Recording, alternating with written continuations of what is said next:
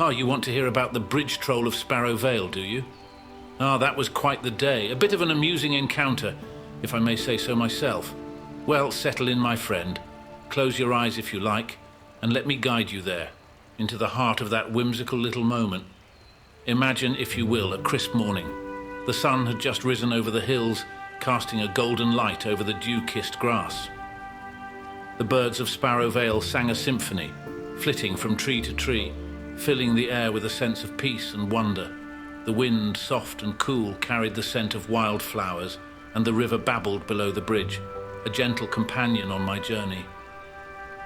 I was making my way through the vale, heading toward the village on the other side.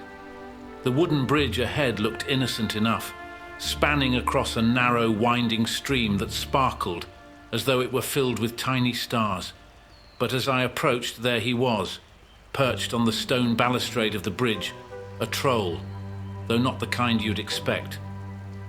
Oh no, this one wasn't the monstrous, warty beast with bulging muscles you might imagine. No, this troll had a paunch, wearing a waistcoat that looked 2 sizes too small, and a pair of half-moon spectacles that sat crookedly on his large, bulbous nose. His skin had the hue of moss, and his ears wiggled whenever he spoke. He wasn't scary, more oddly charming in his own way. But there was a twinkle in his eye that said, "Ah, you're in for a challenge today." He straightened up as I neared, brushing off his waistcoat as if preparing for an important speech, and in a voice that reminded me of a bellowing foghorn, he declared, "Halt, traveller. To cross this bridge you must pass my test. Fail and you shall go no further." I raised an eyebrow, stroking my long beard as I do when I'm intrigued. "And what, pray tell, is this test, O wise keeper of bridges?" I asked, half expecting some riddle about the number of toes a griffin has, or perhaps an impossible task like retrieving a feather from a flying phoenix. But no, this troll had a flair for the dramatic. He puffed up his chest, took a deep breath, and declared, "A game of wits." Now, let me tell you something about trolls. They aren't exactly known for their sharp intellect. But this one was different. He had a certain confidence about him, a gleam in his eye, that said he had bested many a traveller in this game of his. "All right," I said with a smile, "let's play your game." The troll clapped his hands together, making a sound like 2 boulders colliding. "Excellent," he bellowed. "The rules are simple. I will give you 3 riddles. Solve all 3, and you may pass. Fail even one, and you will be stuck here with me for eternity as my assistant." He grinned, showing a row of crooked, mossy teeth. I couldn't tell if he was serious or if this was all part of the act. "Very well," I replied, adjusting my robes. "Ask away." The troll cleared his throat dramatically, causing a bird that had been resting nearby to squawk and fly off.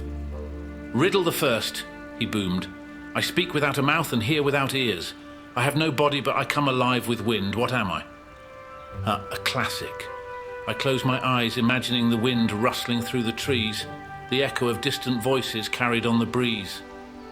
"An echo," I said confidently, opening my eyes to see the troll's face fall just a bit. "Humph," he muttered, adjusting his spectacles. "Lucky guess." Then he straightened again. "Riddle the second." He raised his hands theatrically. "I'm light as a feather, yet the strongest man can't hold me for much longer than a minute. What am I?" I could tell the troll was proud of this one, expecting me to stumble, but I'd heard it before on a mountaintop from a wandering monk. I smiled, watching the troll's ears twitch in anticipation. "Breath," I said, breathing in the fresh morning air to punctuate the answer. The troll scowled, his brows furrowing so deeply it looked like 2 hills had collided on his forehead. He muttered something under his breath, no doubt some trollish curse. Fine," he growled. "You're doing well, wizard, but this last one will stump you for sure." I leaned on my staff, smiling gently. "Do your worst, my friend." The troll paced back and forth on the bridge, muttering to himself before turning to face me with a gleam of triumph in his eyes. "Riddle the third, the final test." He raised his arms high, as though summoning some great force of nature. "I have cities, but no houses. I have mountains, but no trees. I have water, but no fish. What am I? Ah, now this one was a bit trickier. I closed my eyes, envisioning the words, picturing landscapes in my mind, cities without houses, mountains without tree, and water without fish. And then it clicked. I opened my eyes, feeling a soft chuckle rise in my chest. A map, I said softly. The troll froze, his eyes went wide, his jaw slackened, and for a moment he was utterly speechless. Then he let out a dramatic sigh, collapsing back onto the bridge with a loud thud. A map, he repeated, looking utterly defeated. Curse you, wizard, you've bested me. I walked over, laying a gentle hand on his mossy shoulder. Don't take it too hard, my friend.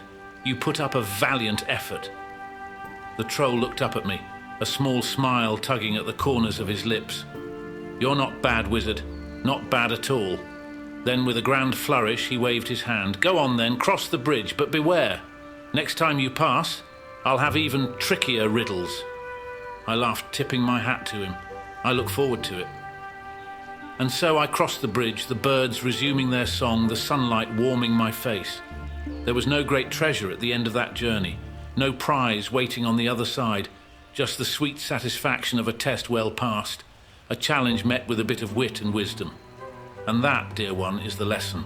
Sometimes the greatest victories come not from strength of arms, but from the sharpness of the mind and the kindness in our hearts. So what do you think? Do you think you could have outsmarted the troll yourself? Well, I do hope you've enjoyed our time together, friend. I certainly have. Please feel free to like, comment and subscribe so that we can do this again in the future. You can also find a variety of other types of stories to fit your interests and needs. You must never forget, there are stories to tell.